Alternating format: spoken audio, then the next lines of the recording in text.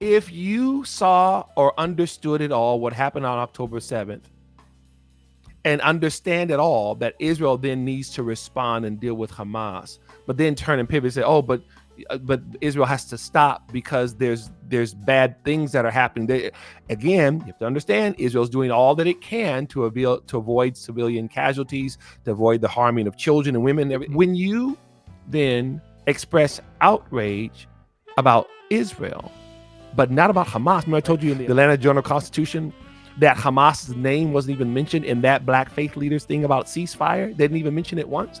That's the gaslighting. The gaslighting that says that somehow what's happening in Gaza is just this oppressive Israeli government who wants to keep people down. The other thing that happens in the New York Times piece, they mentioned that the Black faith leaders, it says in there, want Israel to ceasefire. They're demanding that Joe Biden stop that support. Israel needs a ceasefire and the stop the occupation in the West Bank. That was the other thing.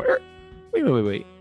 What does Israelis living in Judea and Samaria have to do with what's going on in Gaza? The writer of the piece brings up the occupation of the West Bank. Interesting, right? Because Hamas has said, not only is it not interested in a two-state solution, they want Israel destroyed. Hamas is not talking about settlements or the West Bank. And Hamas considers all of Israel, from the river to the sea, Islamic territory. And when they killed those people, they weren't in Judea and Samaria. They were on the border, the southern part of Israel. So why would then the piece that's talking about Black faith leaders wanting to see a ceasefire in Gaza mention the West Bank, the occupation in the why? Because gaslighting. Of the many comments that were made at the start of the war, I'm talking about post October 7th, and now Israel is prosecuting the war there. One of the people who did the equivocation thing was former President Barack Obama.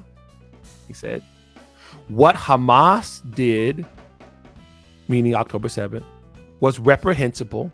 There's no excuse for it. And then he said, but what the Palestinians are enduring is also what the former president did was equivocated, meaning he drew some sort of equal measure between Hamas's slaughter of Israelis on October 7th and what the quote unquote Palestinians are enduring. What do you mean by that? It is a way of very surreptitiously, very subtly explaining that what Hamas did have some merit because Israel is doing X, Y, Z to Palestine. This is the problem, right?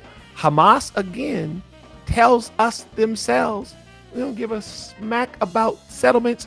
We don't give a smack about it. We just want to see Israel obliterated and Jews. We are Nazis. Hamas basically says we are Nazis. Imagine again someone turning to Israel or to the Jews and going, you know what? If you stop provoking those Nazis, they stop trying to kill you. Imagine going to Black folks in the segregated South. You know what, Negroes? If you would just stop being Negroes, the Klan would stop lynching you.